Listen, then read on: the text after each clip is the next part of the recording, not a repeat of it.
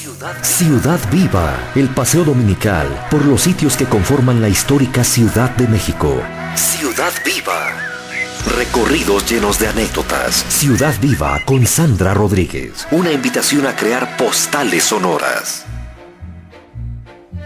Hola, ¿qué tal? Buenos días, yo soy Sandra, colaboro con El Castor todos los miércoles a las 12 del día. Quiero invitarlos a que nos acompañen en este recorrido que vamos a hacer hoy por el bosque de Chapultepec. Chapultepec es la ilusión, desde el florito del placer, en donde vibra de emoción el corazón de la mujer. En esta ocasión vamos a platicar sobre la segunda sección del bosque de Chapultepec. Este sitio yo creo que está muy en el imaginario de todos nosotros. ¿Quién no se ha ido de pinta ya por el bosque de Chapultepec? ¿Quién no conoce el lago? ¿Quién no se ha ido a pasear en alguna ocasión? Y también en otras tantas que los han mandado al Museo de Antropología, al Museo de Historia. Y todos conocemos esta zona de la primera sección donde se ubica el Monumento a los Niños Héroes, por ejemplo, el zoológico, también el área educativa para los niños, pero les cuento que allá en Chapultepec existe otra área un poquito olvidada, más allá del periférico. Se trata nada más y nada menos que de la segunda sección del bosque. En ese lugar se ubica un museo bien famoso que es el Papalote Museo del Niño, y muy cerca de él también está el Museo de la Comisión de Electricidad. Además van a encontrar el Panteón Civil de Dolores y el Cárcamo de Dolores. Hay otro museo interesante que es el Museo de Historia Natural. Todos estos lugares los puedes visitar muy fácilmente cuando sales del Metro Constituyentes y tomas un autobús que te deja precisamente en esta segunda sección. Pero ¿qué hay allá en la segunda sección del bosque de Chapultepec? Hay una obra maravillosa de Diego Rivera. Empezaremos hablando primero del Museo de Historia Natural, que surge allá durante la época de Maximiliano. Imagínense que en la actual calle de Moneda, a un costado de Palacio Nacional, existió durante mucho tiempo un museo que recababa todo lo que se encontraba la gente en esos días. Por ejemplo, tú entrabas a este museo de la calle de Moneda y veías, por ejemplo, piezas de arqueología, también veías algunos animales disecados, inclusive hay una película muy famosa de Cantinflas en la que él mismo es guía de turistas y aparece dentro de este museo. Pero en esta silla sentaban a ese individuo y atornillarlos en esta forma, y hacían un cortocircuito que traían aquí. Вы подумайте, какая вещь, это Sí. прямо... Sí, eso era después. Y resulta, ¿verdad?, que sacrificaban tantos que según cuentan... Где умирали? No era... Sí, pues quién sabe. Pero el asunto era, ¿verdad?, de que tenía, es decir, cada verdugo, un cementerio particular, porque no daban abasto.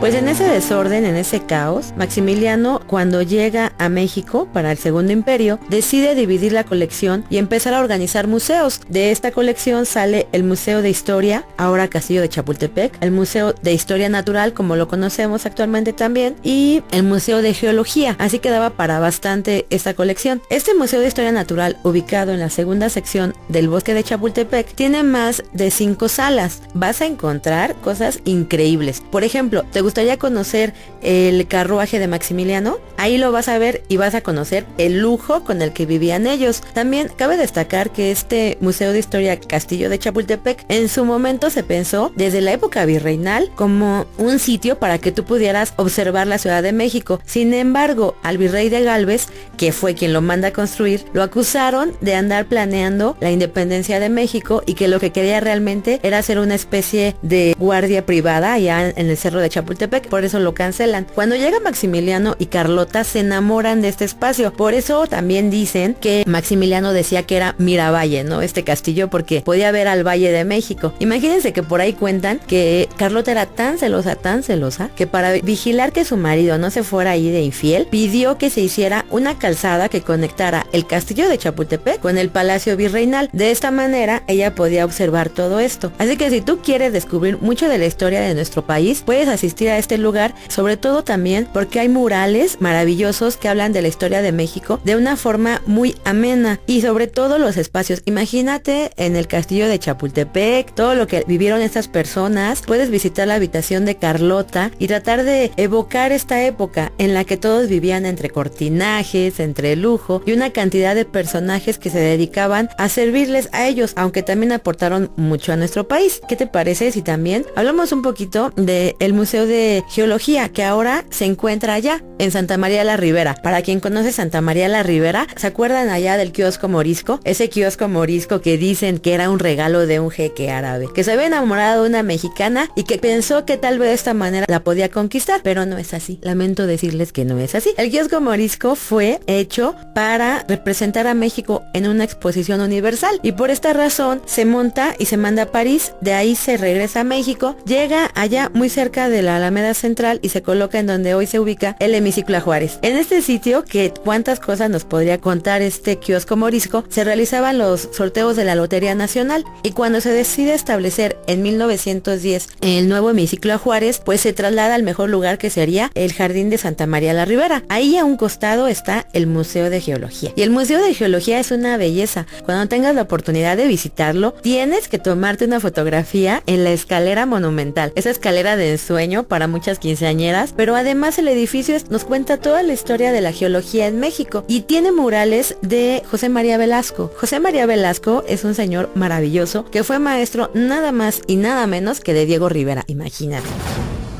José María Velasco, pintor mexicano considerado como uno de los más grandes paisajistas, nació el 6 de julio de 1840 en Temascalcingo, Estado de México. Desde muy joven mostró talento por la pintura y con solo 18 años obtuvo una plaza de profesor de perspectiva en la Academia de San Carlos.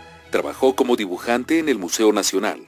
En 1882 conoció la fotografía, de la cual se enamoró y tuvo una estrecha relación con el impresionismo francés, el movimiento que ejerció gran influencia sobre su trabajo. Un ejemplo de ello son sus cuadros, en su mayor parte paisajes que destacan su marcado acento romántico que busca exaltar su naturaleza. Entre sus obras más conocidas están Valle de México, Templo a San Bernardo y Luces sobre el lago. Muere el 26 de agosto de 1912 en Villa de Guadalupe, Hidalgo. José María Velasco nació en un lugar maravilloso que se llama Temascalcingo, y cuando quieras visitarlo está muy cerca del Estado de México. Temascalcingo es una belleza, es un sueño. Cuando tú vas bajando la carretera para visitarlo, ves el río Lerma, y este río Lerma va serpenteando hasta llegar a Temascalcingo. Lo increíble es que en Temascalcingo no hay manantiales de agua limpia, porque mucha del agua ha sido contaminada, pero es un ensueño. Y si José María Velasco se crió viendo este tipo de paisajes, imagina todo lo que pudo haber plasmado en su obra. Por eso, cuando Diego Rivera lo conoce y observa todo el trabajo que él hace, se queda maravillado. Diego Rivera tuvo maestros increíbles como José María Velasco, y otro personaje que no fue su maestro pero que le fascinaba su obra era José Guadalupe Posada, a quien tenía la oportunidad de observar todos los días en su camino hacia la escuela, a la Academia Nacional de San Carlos. Cuando iba a la Academia de San Carlos, el taller de José Guadalupe Posada estaba a un costado, y entonces a Diego Rivera le fascinaba quedarse allá afuera viendo en la vitrina cómo José Guadalupe Posada tomaba las maderas y podía hacer grabados rapidísimo que plasmaban la realidad de un México que estaba en una crisis en ese momento. Por eso Diego Rivera aprendió mucho de estos dos personajes, de los que va a plasmar mucho en su obra. Sobre todo, más adelante hablaremos de cómo influye José María Velasco en el mural que se llama El agua, origen de la vida, que se ubica en el Cárcamo de Dolores. Entonces, hay mucho que visitar aquí en el bosque de Chapultepec, hay mucha historia que contar. Otro de los tantos lugares escondidos en este sitio se trata también del Museo de Antropología. Es un sitio maravilloso, yo creo que es el lugar que todos visitamos cuando vamos a Chapultepec. Pero más allá de este sitio también está el Museo de Arte Moderno, está el Lago Mayor, en donde se realiza año con año la temporada de El Lago de los Cisnes. Qué mejor marco para hacer ese tipo de obra, ¿no?, que un lago como tal. Y este bosque, como ahora lo vemos, acaba de pasar por una restauración completita. Sucede que ya había estado muy abandonado. Hay gente que a lo mejor se acuerda del bosque de Chapultepec un poco triste, ahí con muchas ramas, había mucha plaga, pero ahora se hizo un nuevo rescate del espacio y se crearon nuevas calzadas. ¿Se acuerdan de la Casa de los Espejos? Esa Casa de los Espejos que todos visitábamos antes en el arranque para llegar al castillo, pues ahora ya está remodelada, ya no tiene espejos, lamentablemente, pero esa casita tan bonita actualmente es un museo pequeñito en el que se montan exposiciones temporales y se habla de la historia de Chapultepec, de todo lo que hay alrededor, algunas fotografías de época, pero originalmente esa casita que nos encantaba, que parecía más de Hansel y Gretel, fue originalmente el espacio en donde estaba la guardia de Maximiliano. Ahora ya se quitaron los espejos, se movieron a otro espacio nuevo allá en el bosque y la casa quedó para poder resguardar exposiciones temporales. Entonces en Chapultepec puedes pasar más que un día, podrías programar un mes para irlo a visitar y no te aburrirías de todo lo que podemos observar. Pero si quieres conocer más de la obra de Diego Rivera y sobre todo de un mural subacuático, síguenos escuchando aquí en Radio 1000. Ciudad Viva, una invitación a crear postales sonoras. Continuamos con nuestro recorrido por el bosque de Chapultepec. ¿Y qué te parece si hablamos un poquito de Diego Rivera? Diego María de la Concepción Juan Nepomuceno de la Rivera, pintor y muralista mexicano. Nació el 8 de diciembre de 1886 en Guanajuato. Estudió en la Academia de San Carlos, donde tomó clases con Santiago Rebull, Félix Parra y José María Velasco, la cual abandonó a los 16 años. Posteriormente estudió en Europa 14 años. En 1921 regresó a México a participar en el renacimiento de la pintura mural. Su primer mural fue la creación en 1922, pero su obra maestra fue La Tierra Fecunda, en 1927 para la Escuela Nacional de Chapingo. Rivera fue uno de los fundadores del Partido Comunista Mexicano y también expuso su trabajo en Estados Unidos. Su obra allí incluye un mural en el Instituto de Bellas Artes de Detroit. En 1929 contrae nupcias con Frida Kahlo, 24 años menor que él. En 1955, un año después de la muerte de Frida, Diego Rivera se casa con Emma Hurtado, amiga suya desde hacía 10 años. Ella permaneció a su lado hasta su muerte, ocurrida el 24 de noviembre de 1957 en la Ciudad de México. Y Diego Rivera, ese personaje que nos encanta. Yo creo que a todos nos fascina la forma de ser de él, así tan sincero, autodidacta, tan diferente. Y Diego Rivera es un personaje bien interesante en la historia del arte mexicano. Él, siendo muy pequeño, a los 10 años, su mamá lo lleva a la Academia de San Carlos. Imagínense un Diego Rivera niño de 10 años, imagínense ahora un niño pequeño que tú llevas a la academia donde están los grandes artistas. Y su mamá llegó con el director de la academia y le dijo: señor, mi hijo pinta muy bonito y quiero que estudie aquí.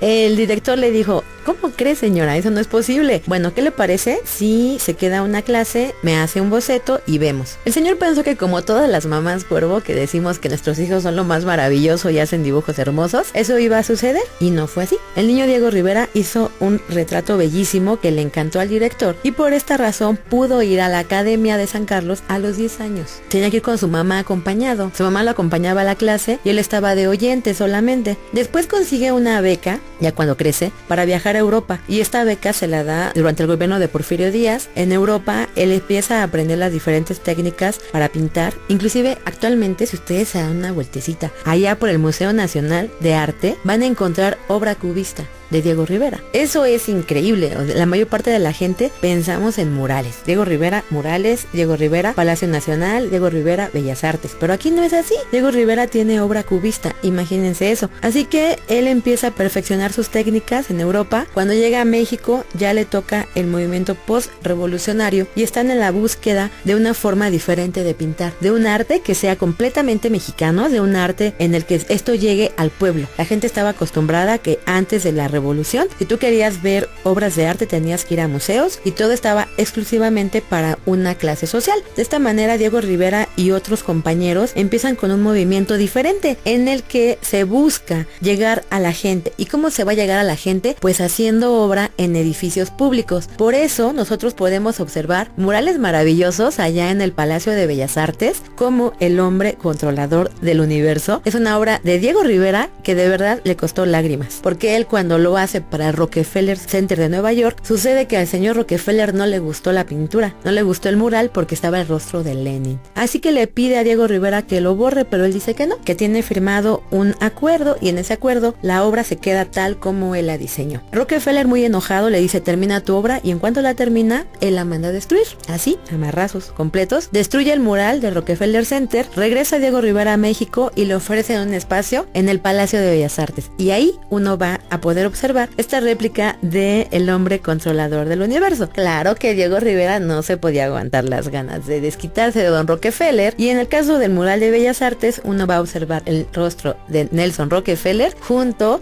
a todos aquellos microorganismos que causan enfermedades venéreas. Entonces no se quedó con las ganas de desquitarse, dijo: bueno, destruiste el primer mural, pero tú aquí vas a quedar inmortalizado junto con las bacterias que causan todas estas enfermedades venéreas, ¿no? Entonces Diego Rivera fue trabajando mucho, hizo obra para el Palacio Nacional. Si a ustedes les gusta la historia de México, si les gusta sobre todo la riqueza de las artesanías mexicanas, de los pueblos mexicanos, de la cultura mixteca, de la cultura zapoteca, de la cultura del Tajín, dense una vuelta por el Palacio Nacional. Tienen que visitarlo. Sucede que a Diego Rivera le dan la obra, la consigna, de que él va a decorar todo el segundo nivel del Palacio Nacional. Imagínense, cuando llegamos al Palacio Nacional, observamos primero el enorme mural de México a través de los siglos y después se va desarrollando, pero a Diego Rivera no le alcanzó la vida y se quedó a la mitad de esa obra. Por esa razón, nadie ha llegado todavía a cubrir este espacio, pero él quería hacer toda una visión del México prehispánico. Eso es lo que uno observa cuando va al Palacio Nacional. Tiene una capacidad de trabajo Diego Rivera increíble. Podía estar haciendo obras en la Universidad Autónoma Chapingo y al mismo tiempo estaba pintando en la antigua aduana, la actual Secretaría de Educación Pública. Por eso cuando uno va a Chapingo hay una señora ahí en una esquina con un chal que está exactamente igual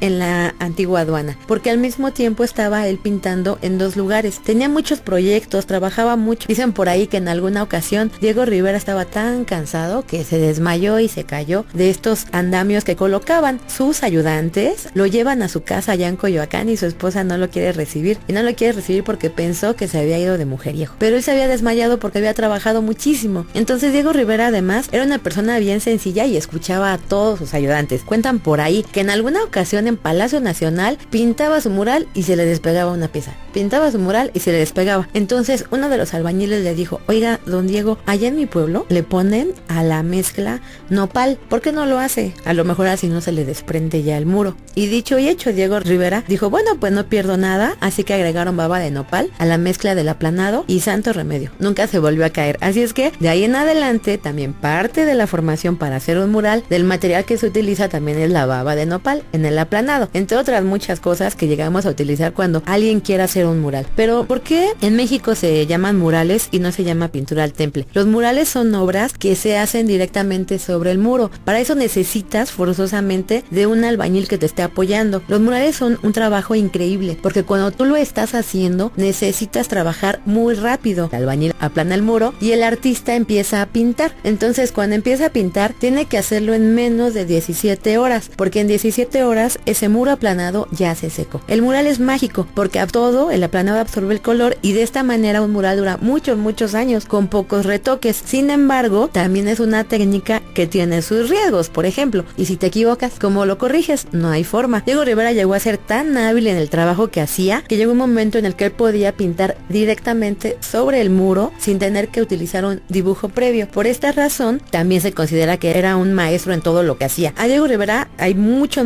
libros en torno a él, en obras que ha hecho tanto en casas particulares, por ejemplo, allá en Acapulco también tiene un bellísimo mural y hay algunos que sí se han perdido, pero una de sus obras magníficas, increíbles, es la del Cárcamo de Dolores, porque el Cárcamo de Dolores rompe con todas las reglas que yo les he dicho. Ahí se utilizaron ya no pigmentos minerales para pintar sobre el muro, ahí se utilizaron nuevos productos. ¿Por qué? Porque querían hacer un mural subterráneo. Al hacer un mural subterráneo y que iba a estar conviviendo siempre con el agua. ¿Ustedes pueden imaginar una pintura que pueda resistir el paso del agua? Eso es así muy difícil de hacer, Diego Rivera se aventuró a crear el mural del Cárcamo de Dolores, utilizando nuevas pinturas de poliestireno, utilizando técnicas que según él iban a durar muchos años. Estaba hecho para durar 50 años y no duró ni medio año, porque se llenó de moho. De eso vamos a ir hablando poco a poco y de por qué Diego Rivera crea este concepto. Ya estaba hacia la última etapa de su vida, era 1951, y él aún así tenía muchos proyectos.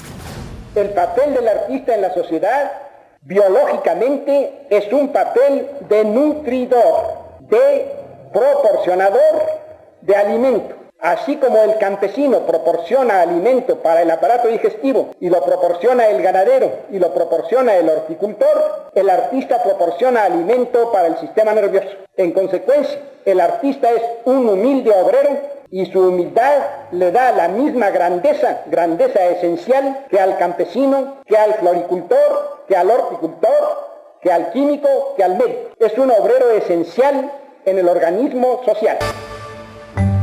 Pero si ahora si quieres conocer un poco más sobre este mural maravilloso, único en el mundo, porque es único, porque es subacuático, tienes que seguir escuchándonos. Ciudad Viva. Recorridos llenos de anécdotas. Ciudad Viva con Sandra Rodríguez.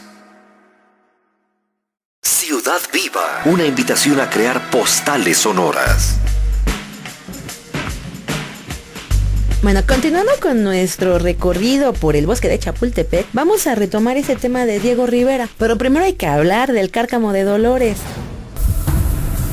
Arquitecto Jaime García, profesor investigador en la Escuela Superior de Ingeniería y Arquitectura en el Instituto Politécnico Nacional. Bueno, pues como su nombre lo dice, un cárcamo es una, digamos como una cisterna, vamos a llamarlo así, en el cual llega el agua ahí y se distribuye, porque estamos hablando de los años 40, justamente cuando una cuestión importantísima para el urbanismo de la Ciudad de México era la distribución del agua. Vamos a recordar que desde luego todo el agua que se traía hacia la Ciudad de México partía o venía de lo que es los lagos del sur de la ciudad. Estamos hablando de Xochimilco, de Tláhuac, toda esa zona, pero era súper importante ya crear una red importante de agua que viniera y abasteciera sobre todo el noroeste de lo que es la Ciudad de México. Recordemos que toda esta zona metropolitana a partir de los 40, 50 se empieza a crecer principalmente hacia el norte, hacia el noreste y hacia el noroeste. Entonces había una necesidad totalmente importante de que llegara el agua a la Ciudad de México, sobre todo a la parte norte, y de esa manera se empieza a crear lo que es el sistema Lerma-Cutzamala, traer de lo que es los manantiales y toda esta zona del río Lerma del Estado de México, hacer un supertúnel, cruzar toda la Sierra de las Cruces para llegar a la Ciudad de México. Y la parte de distribución de importancia era justamente Chapultepec. Si hablamos de un cárcamo, es el lugar donde llegaba el agua y obviamente de ahí se reparte a diferentes cisternas que están ahí muy cerca. Entonces, esta es la función del cárcamo, llegar el agua y obviamente distribuir. Ustedes saben que la Ciudad de México tiene muchos problemas con el agua. A veces tenemos, a veces no, pero traen agua ¿de qué espacios? Alguna vez en Semana Santa hemos escuchado que van a hacer obras en el sistema Lerma-Cutzamala, pero no sabemos dónde está. ¿Y qué creen? Está ubicado allá, en la segunda sección del bosque de Chapultepec. Esto fue parte de una iniciativa por traer agua a la Ciudad de México que viene de ese río Lerma que tenía tanto contacto con él don José María Velasco. Entonces, el río Lerma atraviesa todo el estado de México, dicen es el río más caudaloso que existe y va serpenteando por todo el Estado de México y luego llega a la Ciudad de México a través de este sistema Lerma. Teníamos que traer agua de ese espacio, se crea un gran túnel de más de 60 kilómetros desde el sistema Lerma para traer agua aquí a la segunda sección del bosque de Chapultepec. Toda esa agua llega a un espacio, a un gran cuadro donde tenía que recabarse y de ahí se distribuye a 4 grandes contenedores en donde se guarda y se purifica. Licenciada Guadalupe Fragoso, directora del Museo Nacional de Historia Natural y Cultura Ambiental. Este cárcamo tiene como fin el abastecer a la Ciudad de México de agua. Sí, esta agua proviene del Valle de Lerma y posteriormente, en el año de 1982, se incorpora y se refuerza con el sistema Cutzamala. Este cárcamo, pues, es el que distribuye el 30% de agua al Distrito Federal. Este sistema data de 1950 y sigue funcionando, aunque ustedes no lo crean. Entonces, una obra tan grandiosa tenía que tener como así la cúspide, tenía que ser decorada por un artista excelente, y ese fue Diego Rivera. Toda la obra duró varios años y Diego Rivera estuvo muy al tanto de la misma. La idea era esta: cuando llegara el agua al Cárcamo, que es como una caja, ahí iba a entrar el agua e iba a iluminar, a estar en contacto directo con todo lo que él pintó, Diego Rivera, y de esta manera iba a ser el primer mural en movimiento, al estar en contacto con el agua. Por eso a Diego Rivera primero le dan nuevos productos hechos en base a poliestireno, que se suponía que durarían años bajo el agua. Él decía, y decía bien, de acuerdo a los muchos mitos que él inventaba, que se habían hecho pruebas con bombas de presión y que la pintura resistiría 50 años al menos. En voz del arquitecto Jaime García. Obviamente el Cárcamo ya no funciona como tal, ya no corre el agua por ahí, porque obviamente el hecho de que corre el agua durante mucho tiempo deterioró lo que era el mural, porque en aquel entonces Diego Rivera pensaba que el material con resinas importantes que iba a poner plásticas, el agua no lo iba a afectar, pero desgraciadamente pues la corriente, la humedad, la temperatura que se genera en ese lugar definitivamente fue el elemento que destruyó parte del mural, y que bueno, actualmente ya está reconstruido y restaurado. Eso es algo muy muy importante. Entonces Diego Rivera decía esto, empieza a trazar directamente sobre los muros y cuando se da el caso, se inaugura, es una belleza. El mural se llama El agua, origen de la vida y nos cuenta la historia de cómo nace la vida en un cultivo de agua, allá en el fondo. Cuando tú llegas, ves en la base del mural un gran círculo y ahí todos los microorganismos que dan origen a la vida. Después se empieza a desarrollar y crean los organismos unicelulares y más adelante la evolución hasta el ser humano. Diego Rivera decía que del hombre negro y una mujer asiática habían dado origen a la raza que actualmente habita la humanidad. Entonces, de esta manera, él decía que en la 7ª generación de la unión de la raza negra y la raza asiática, nacería siempre una persona blanca, tan blanca como la raza perfecta. Licenciada Guadalupe Fragoso. Y el mural El agua, el origen de la vida es un mural que está como en una alberca, por llamarlo de alguna manera, y que la gente se lo puede imaginar. Hagamos de cuenta que es una alberca y que en el piso y en las 4 paredes tiene el mural de Diego Rivera, que explica el origen de la vida a partir de la teoría de Alex Oparin, que se publicó por primera vez en 1923. El mural tiene en el piso la teoría del origen de la vida, que consiste en explicar cómo puede surgir la vida en el planeta a partir de la creación del primer océano, en donde las lluvias torrenciales vertieron en él una cantidad de minerales. Y en el piso vamos a ver cómo estos minerales estaban sumergidos pues en el agua. La visual que teníamos en ese momento pues era muy interesante. Y en el centro del piso se observa cómo esa sopa primitiva recibe como un rayo, una energía eléctrica, y a partir de esto se generan los primeros organismos unicelulares. Entonces es algo muy muy interesante, pues ahí nos vamos a dar cuenta también cómo va subiendo la pintura por las laterales, por 2 laterales del Cárcamo, que le digo es como una alberca, por 2 paredes. Ahí vamos a ver cómo se empiezan a crear los primeros organismos, ¿no? Vamos a encontrar plantas, vertebrados, peces, anfibios, culminando con el origen de nuestra especie, que es el Homo sapiens. En una pared está una mujer asiática, enfrente exactamente un hombre africano. Entonces él siempre difundió que la mejor raza era la raza negra, por eso la plasma en esta belleza de mural y va a estar acompañada además de la gente que trabajó en la construcción del Cárcamo del río Lerma. Hay un espacio allí en el Cárcamo, un muro vacío que él aprovechó para colocar a cada uno de los ingenieros, arquitectos que estuvieron trabajando en la obra, y la idea al final era que sobre el domo que cubre el mural se reflejara el nombre de estas personas que trabajaron en esta belleza de mural. Sin embargo, no le alcanzó el tiempo. Él termina la obra en 1951 y de ahí va a pasar medio año antes de que la misma empiece a oscurecerse. Imagínense la promesa que le habían hecho a Diego Rivera de que su obra iba a durar años y años, y solamente fueron 6 meses. A los 6 meses el agua ya había cobrado sus cuentas y había cubierto toda la parte de abajo del mural con una lama que impedía que se viera la misma. Diego Rivera plantea en 1957 volver a hacer el mural, pero ahora con pequeños cristales, para que de esta manera no le afecte de ninguna forma el agua. Sin embargo, él muere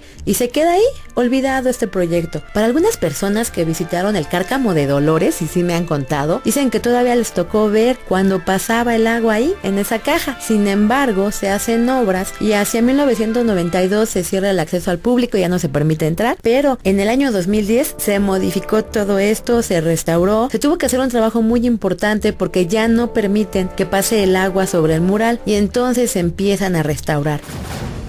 En el año del 2011 se hizo un talud donde nuestros visitantes se pueden subir para ver desde lo alto la fuente, que es una belleza. Entonces, esto es lo que es el Cárcamo Dolores, ¿no? Esta obra que se hizo en el 2010-2011 es del arquitecto Alberto Kalach. También se incorporó una cámara lambdoma, que esta es del artista Ariel Guzik. En ella lo que hacen es reproducir el sonido del agua como se oía en este espacio anteriormente, en los años 90, que fue que se desvió el agua para arreglar este gran mural.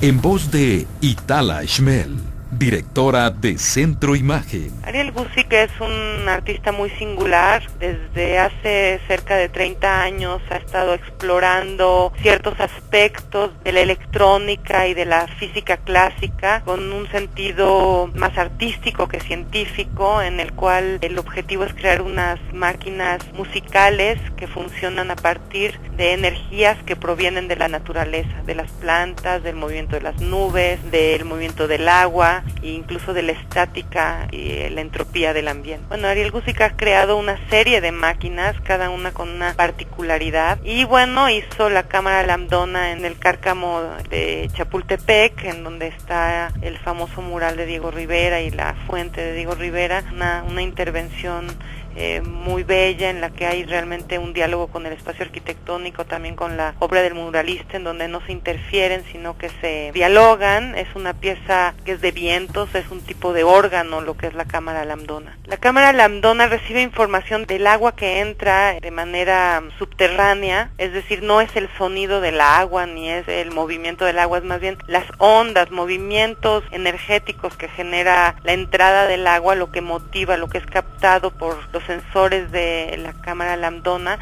y los convierte en estos sonidos de viento a través de unas especies de flautas gigantes tipo un órgano. Lo que es muy lindo es que la cámara lambdona nunca suena igual, suena de acuerdo a la información que va recibiendo en ese momento. A veces entra más agua, a veces entra menos agua, a veces la corriente es más fuerte, más débil, etcétera. Todos esos son factores que afectan la sonoridad de la pieza. Tú puedes ir en cualquier momento, visitar el mural, visitar la fuente y entrar y ver a la cámara lambdona funcionando de manera perpetua en el espacio.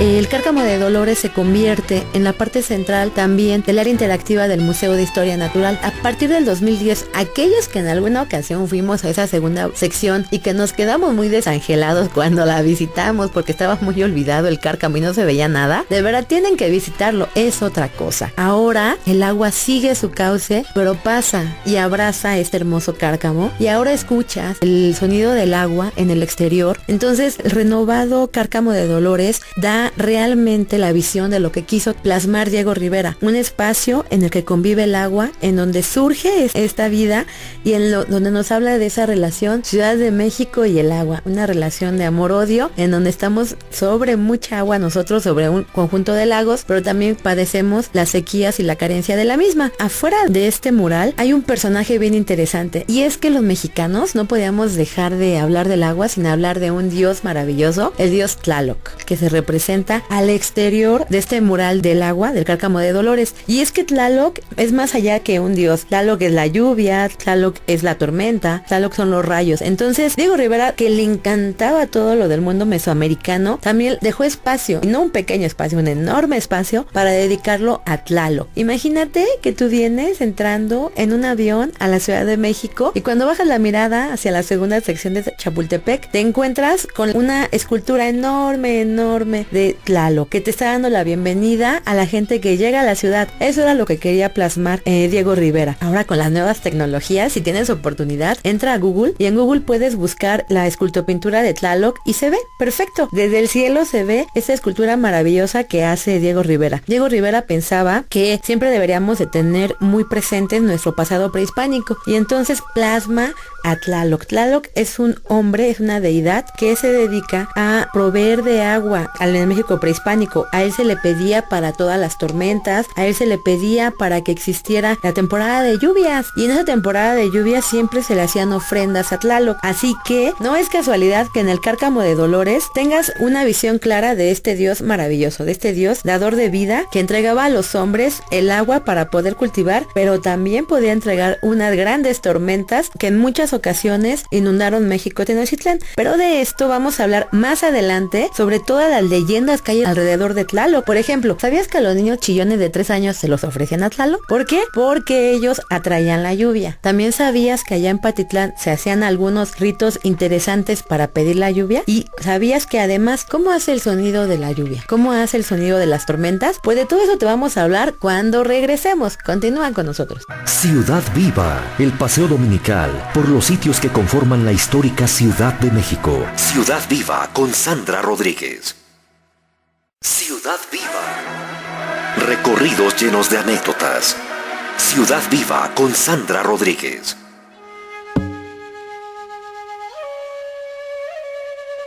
Y continuamos aquí en Radio 1000, yo soy Sandra, de Visita Guiadas México, y si quieres más informe de nosotros, comunícate al 1995-1764. ¿Se acuerdan que les dije que hay muchas leyendas alrededor de él? Pues sí, Tlaloc es este dios tan importante en el México prehispánico. Imagínense que cuando ibas a Templo Mayor, había 2 altares dedicados, uno a Huitzilopochtli, el dios de la guerra, y el segundo a Tlaloc. Y es que sin el agua no podemos hacer nada. Aquí en el México prehispánico, cuando llegaron los aztecas, se asombraron al ver este conjunto de lagos increíbles sobre los que asentaron su ciudad. Pero ¿cómo iban a convivir con el agua si no llevaban una buena relación con este dios? Por eso tenía su propio templo, sus propias ofrendas, y sus ofrendas eran tan importantes como, por ejemplo, en los tiempos de sequía, cuando se tardaba la época de lluvias, se buscaba a los niños más chillones de 3 años y se los ofrecían. ¿Y saben por qué? Porque con los llantos de los niños se atraía la lluvia. De hecho, en la mayor parte de los basamentos dedicados a Tlaloc siempre van a encontrar ofrendas de niños. También otra de las cosas interesantes es que allá en Pantitlán, ¿se acuerdan del metro Pantitlán? Ese que luego está muy lleno de gente. Allá antes había, bueno, cuando había mucha agua y estaba el lago, le decían la zona de los remolinos de Pantitlán. Se colocaban banderas especiales para señalar los remolinos de agua, y en esos remolinos de agua se llevaba también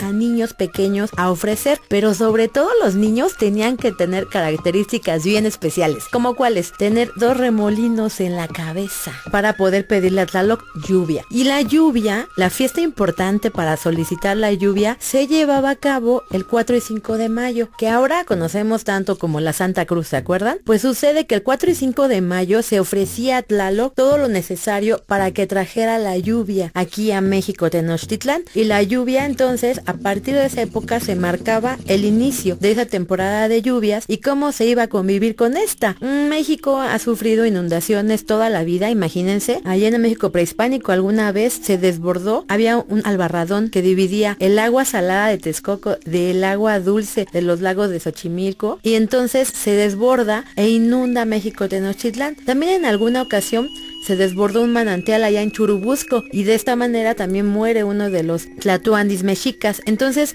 esta relación con el agua era bien importante. Vamos a poder contrastar también los diferentes usos que tiene el agua. Tiene usos productivos, tiene usos de higiene, usos de satisfacer una necesidad del cuerpo humano, que justamente es la incorporación de agua a nuestro cuerpo. Y que el agua, por ejemplo, llega a todos los sectores. No hay una discriminación en algún momento, sino que es líquido vital para nuestra vida. Como todo se surge del agua, según la teoría de Opar. estábamos diciendo de que el muralismo nace primero de una forma plana, en primera dimensión. Va evolucionando y llega a crear murales que ya salen de la pared. Y esto se va a hacer enorme en la escultopintura de Tlaloc. Hay gente que va ya a la segunda sección de Chapultepec, que ya conoce el Museo de Historia Natural, que ya ha entrado al Cárcamo y que no se ha dado cuenta de que hay una escultopintura al frente. Sí, esa fuente en la que de vez en cuando se nos quieren meter nuestras mascotas es una escultopintura dedicada a Tlaloc, que nos da la bienvenida cuando llegamos a la Ciudad de México. Si tú tienes la oportunidad de verlo en internet, realmente, porque es más fácil de verlo en internet, él está reposando, está acostado y tiene sobre sus manos elementos bien interesantes. Por ejemplo, lleva en una de ellas, en la mano derecha, granos de maíz, de ese maíz mexicano bien bonito de diferentes colores, y del lado izquierdo lleva una mazorca. Entonces lo que está diciendo es que a través de él podemos sembrar y se pueden recoger las cosechas. Entonces el maíz es una de esas plantas que demandan mucho tiempo y mucha agua. Son casi 6 meses para que tú puedas cosechar el maíz, así que esto marca, de acuerdo a Diego Rivera, el hecho de la relación de la lluvia con la agricultura en ese México prehispánico. Además, se cuidó mucho en las sandalias de Tlaloc colocar elementos que tienen que ver con la forma en la que se lleva a cabo toda la obra para traer el agua del Lerma hacia este Cárcamo. Por eso vamos a ver que en una de sus sandalias está un águila que está picando una montaña, y cuando logra picarla, sale de él, brota agua que en la otra sandalia llega ya a la Ciudad de México. Estos detalles tú los puedes observar cuando vas directamente a visitar esta escultopintura de Tlaloc. Pero también algo increíble y que ahora sí podemos observar directamente es el rostro de Tlaloc. Apenas en el 2010 se hizo el proyecto para que existiera una especie de mirador. Entonces tú escalas el mirador y quedas frente a la escultura y observas ahora sí el rostro de Tlaloc con esas grandes anteojeras que rodean sus ojos y 2 serpientes que se entrelazan en su nariz. Tlaloc es protagonista en muchas de las historias, en leyendas como por ejemplo, imagínate, en México prehispánico no sabíamos cómo se daba la lluvia ni cómo se hacía, así que la mayor parte de la gente que estaba en el México prehispánico relacionaba los cerros con el agua. Decían que los cerros eran los contenedores de agua y que entonces por eso donde había cerros había agua. Por eso este cerro de el Chapulín, el bosque de Chapultepec ahora era muy importante. Pero esto va más allá. Allá en Cuetzalan dicen que en la Sierra Norte de Puebla viven los tlaloques. Los tlaloques eran los ayudantes de Tlaloc. Y es que el Tlaloc no podía hacer que lloviera en todo el mundo, así que necesitaba ayudantes. Y esos ayudantes eran los tlaloques. Y estos tlaloques tomaban unos grandes palos de madera y rompían unas vasijas de barro que estaban en el cielo. Los habitantes de México prehispánico decían que en el cielo colgaban ollas de barro enormes y que esas ollas de barro enormes tenían agua. ¿Y cómo hacían que esa agua cayera a la tierra? Rompiéndolas. Y los tlaloques bailaban y bailaban y bailaban y le pegaban a las ollas, el agua caía. Por eso cuando llovía decían que se oían los truenos, porque eran los tlaloques los que estaban rompiendo esas grandes ollas. Una vez que caía el agua, bueno, ya pasaba toda esa temporada, también se crearon otras leyendas. Hay leyendas, por ejemplo, referentes a la Llorona.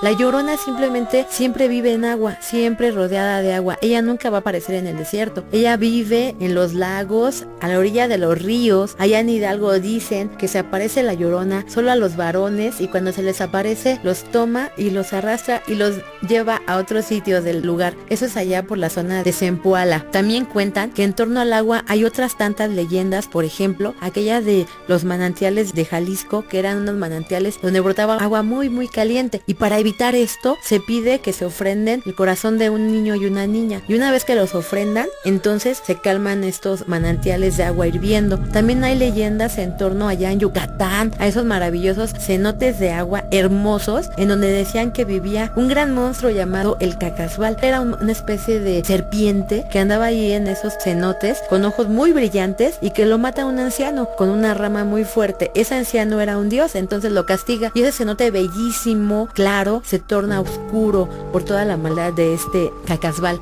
También hay otras leyendas, por ejemplo, hay una mujer que les canta a los hombres allá en los cenotes, allá en Yucatán, y si ella te canta, entonces te vuelves loco. Entonces, alrededor del agua hay una gran cantidad de historias de las golondrinas, hay muchas de manantiales que surgieron por las lágrimas de una mujer, por ejemplo, y todas esas son mexicanas. Y de todo esto y de otras historias más vamos a poder seguir hablando más adelante en otros programas. Los invito a que nos sigan acompañando la próxima semana en el mismo horario. Yo soy Sandra Rodríguez y nos pueden seguir en nuestra página de visitasguiadasmexico.com. Gracias por acompañarnos.